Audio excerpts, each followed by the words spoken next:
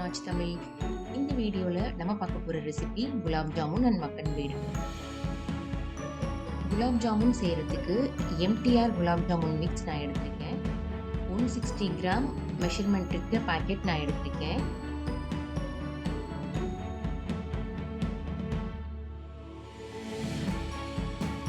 இந்த குலாப் ஜாமுன் மிக்ஸை நல்லா சலிச்சு எடுத்து வச்சுக்கோங்க. அப்பதான் விரிசல் இல்லாம உங்களுக்கு குலாப் ஜாமுன் கிடைக்கும். இதுல 1 டேபிள் ஸ்பூன் அளவுக்கு நான் கீ ஆட் பண்ணிக்கிறேன். இதை மெதுவா பிசைங்க. சப்பாத்தி மாதிரி வேகமாலாம் பிசைஞ்சிடக்கூடாது. ரொம்ப சாஃப்டா இருக்கும் இல்லையா இந்த மிக்ஸ். ஸோ லேசா தண்ணி தெளிச்சு மெதுவா பிசைங்க. ஃபர்ஸ்டே நம்ம ரொம்ப வாட்டர் ஆட் பண்ணிட்டோம்னா மாவு நமக்கு சரியான பதத்தில் வராது. ஸோ கொஞ்சம் கொஞ்சமாக தான் நம்ம ஆட் பண்ணி பிசையணும்.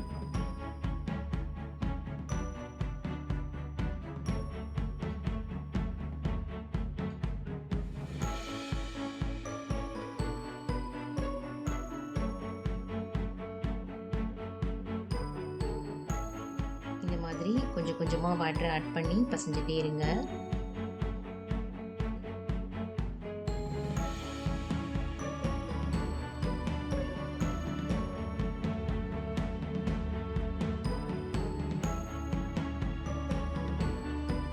பாத்திரத்தில் ஒட்டாம ஒரு பதம் வரும்.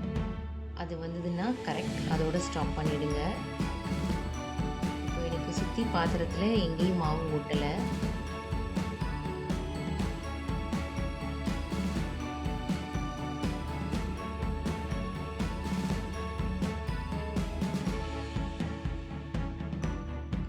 இந்த மாதிரி வந்துருச்சு. இந்த மாதிரி வந்தால் நமக்கு விரிசல் இல்லாமல் அழகாக குலாப் ஜாமுன் வரும். ஆயிலில் ஃப்ரை பண்ணி எடுக்கும்போது இதை ஒரு 30 மினிட்ஸ்க்கு ஒரு மூடி போட்டு அப்படியே மூடி வச்சிருங்க. 30 மினிட்ஸ் கழிச்சு நான் அதை எடுத்து 3 பார்ட்டாக பிரித்து வச்சிருக்கேன். இந்த 3லையும் நான் ஒவ்வொரு ஷேப் பண்ண போகிறேன். ஒரு ஷேப்க்கு உள்ள நட்ஸ் அண்ட் டூட்டி ஃப்ரூட்டி வைக்க போகிறேன். அந்த ரெசிபிக்கு பேர் தான் மக்கன் பேடா. இது உங்களுக்கு ஷாப்பில் அவைலபிளாக இருக்கும். இதுக்கு நான் எடுத்துருக்கிறது சாரப்பருப்பு, டூட்டி ஃப்ரூட்டி, பாதாம், கேஷ்யூ. உங்ககிட்ட என்ன இருக்கோ நீங்கள் எடுத்துக்கலாம். ஃபஸ்ட்டு நான் பண்ண போகிறது சிலிண்ட்ரிக்கல் ஷேப்.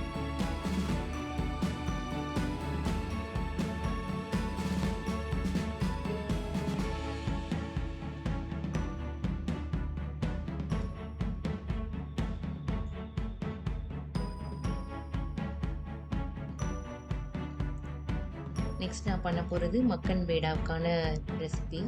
ஸோ அதுக்கு கொஞ்சம் அளவில் பெரிய உருண்டையாக எடுத்துக்கோங்க. எடுத்துட்டு கொழுக்கட்டைக்கெலாம் வைப்போம் இல்லையா, நடுவில் பூரணம் வச்சு வைப்போம் இல்லையா, அதே மாதிரி தான் இருக்கும்.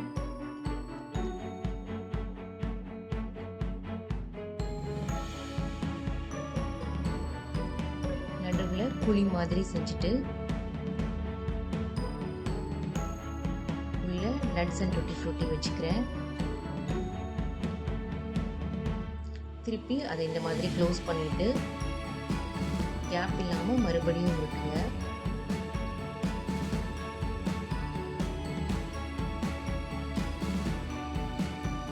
இது இந்த மாதிரி கட்லெட் ஷேப்பில் பண்ணி வச்சுடுங்க.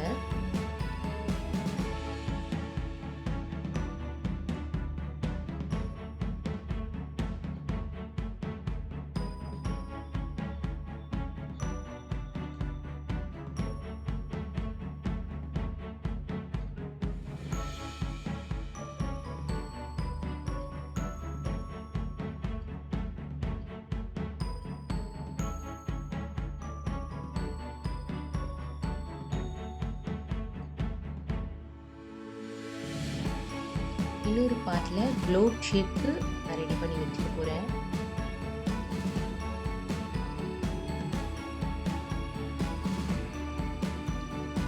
ஸோ எல்லாத்தையும் இந்த மாதிரி ரெடி பண்ணி எடுத்தாச்சு.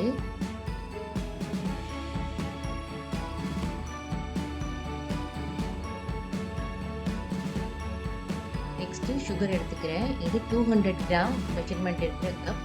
ஸோ இது உங்ககிட்ட இருந்தால் இதில் 3 கப் எடுத்துக்கோங்க. அளவில் சொல்லணும்னா 600 கிராம்.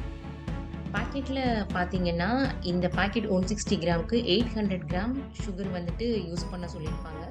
அவ்வளோ தேவையில்லை. அந்த அளவுக்கு நீங்கள் போட்டிங்கன்னா எக்ஸஸ் ஆகிடும். ஸோ 600 கிராம் எடுத்தீங்கன்னாலே போதும். என்கிட்ட ஏலக்காய் பவுடராக இல்லை. ஸோ உங்ககிட்ட பவுடராக இருந்தால் யூஸ் பண்ணிக்கோங்க. ஸோ அதனால் நான் இதில் 3 ஏலக்காய் ஆட் பண்ணிக்கிறேன். ஏலக்காய் அப்படியே போட்டால் மிக்சியில் வந்து பவுடர் ஆகாது. ஸோ கொஞ்சமாக நான் எடுத்து வச்சுருக்கிற சுகர்லேருந்து இதில் போட்டு பவுடர் பண்ணிக்கிறேன். சுகர் போட்டு பண்ணால் இந்த மாதிரி ஈஸியாக உங்களுக்கு பவுடர் ஆகிடும். ஸோ நம்ம சிரப் ரெடி பண்ணிடலாம். எந்த அளவுக்கு சுகர் போட்டிருக்கணும் அதுக்கு ஈக்குவலாக வாட்டர் ஆட் பண்ணிக்கணும். 3 கப்னா 3 கப் வாட்டர்.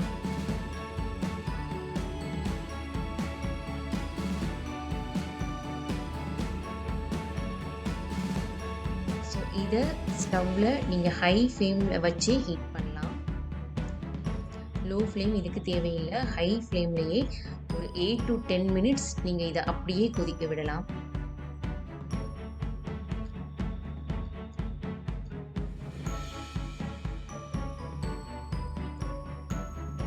பக்கத்துலேயே நான் அப்படியே ஆயிலை ஹீட் பண்ண ஆரம்பிச்சிட்டேன்.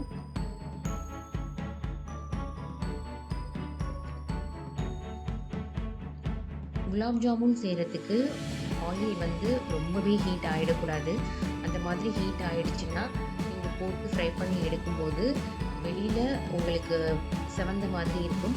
பட் உள்ளே வந்து மாவு வேகவே வேகாது, அப்படியே இருக்கும்.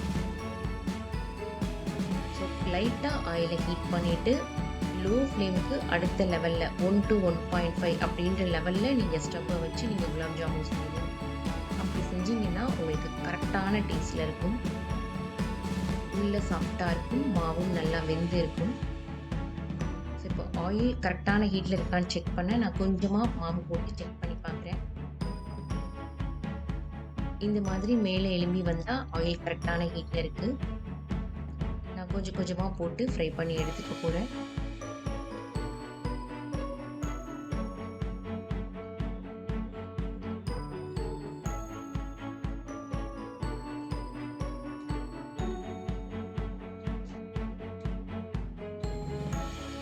பக்கம் நல்லா சிவந்ததுக்கு அப்புறம் அடுத்த பக்கம் திருப்பி போடுங்க. அப்பதான் சுத்தி எல்லா பக்கமும் நல்லா உங்களுக்கு அந்த ரெசிபி வேகும்.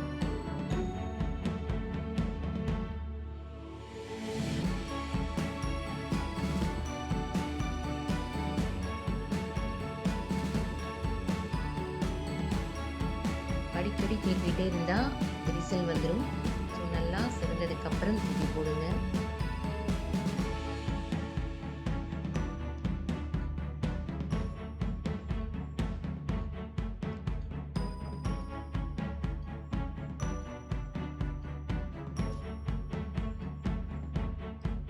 நல்லா டீப் ஃப்ரை ஆனதுக்கு அப்புறம் எடுங்க.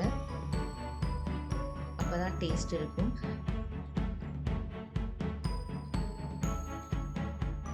பக்கத்துல சிரப் கொதிச்சிட்டு இருக்கு. ஒரு 4 to 5 மினிட்ஸ் கழிச்சு நான் அதில் அரைச்சி வச்சிருக்கிற அந்த ஏலக்காய் பவுடரை மிக்ஸ் பண்ணுறேன். அப்போதான் நல்ல ஸ்மெல் இருக்கும். நம்ம ஃபர்ஸ்ட்லேயே மிக்ஸ் பண்ணிட்டா ஏலக்காயோட ஸ்மெல் இருக்காது சிரப்பில்.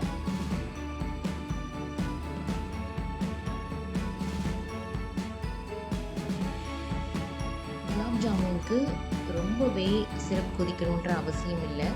அந்த மாதிரி ரொம்ப நேரம் கொதிக்க வச்சிட்டிங்கன்னா உங்களுக்கு சரியான டேஸ்ட்டில் வராது. அந்த சுகர் எல்லாம் முறிஞ்சு போய் குலாப் ஜாமுன் மேலேயே நிற்கும். லேசாக பிசு பிசுன்னு இருந்தால் போதும். நீங்கள் கையில் தொட்டு பார்த்தீங்கன்னா தெரியும்.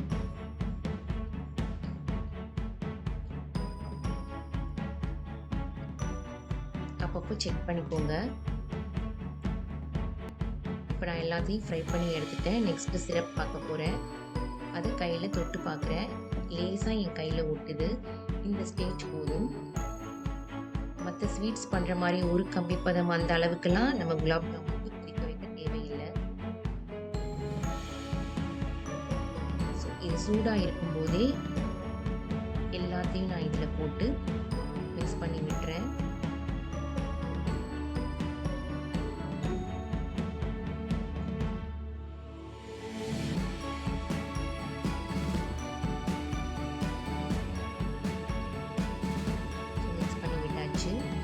அதுக்கப்புறம் என்ன பண்ணணும்னா, சில பேர் மூடி போட்டு அதை மூடி வச்சுடுவீங்க.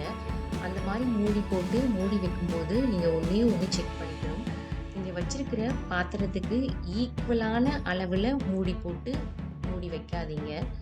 ஈக்குவலான அளவில் போட்டு மூடி வச்சிங்கன்னா அந்த ஹீட்டில் அந்த தண்ணி எல்லாம் சிரப்பில் வடிஞ்சு குலாப் ஜாமுனோட டேஸ்ட்டை கம்ப்ளீட்டாக மாற்றிடும். உங்களுக்கு ஹோட்டல் டேஸ்ட் கிடைக்காது. ஸோ நீங்கள் வச்சிருக்கிற பாத்திரத்தை விட பெரிய அளவில் இருக்கிற மூடி போட்டு மூடி வைங்க. ஹீட்டில் தண்ணியே வந்தாலும் சுற்றி தான் வடியும், பாத்திரத்துக்குள்ளே வடியாது. ஸோ உங்களுக்கு கரெக்டான டேஸ்ட்டில் கிடைக்கும். ஹோட்டலில் என்ன டேஸ்ட் கிடைக்குதோ அதே டேஸ்ட் இருக்கும். ஸோ நான் வச்சிருக்கிற பாத்திரத்தை விட பெரிய அளவில் மூடி எடுத்து நான் மூடி வைக்க போகிறேன். இது ஒரு மணி நேரம் ஊறினா போதும். நம்ம போட்ட அளவை விட நல்ல பெருசாக வந்துடும். இங்கே பாருங்கள், நான் 1 மணி நேரம் கழித்து ஓப்பன் பண்ணுறேன். எவ்வளோ பெரிய சைஸில் எனக்கு வந்திருக்கு. ரொம்பவே சாஃப்டாக இருக்குது. நான் இதை பிளேட்டில் வச்சு காட்டுறேன் பாருங்கள்.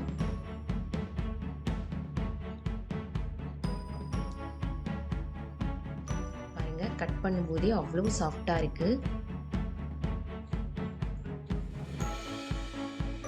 கரண்டி வச்சு ப்ரெஸ் பண்ணுறேன். நல்ல சாஃப்ட் வந்திருக்கு.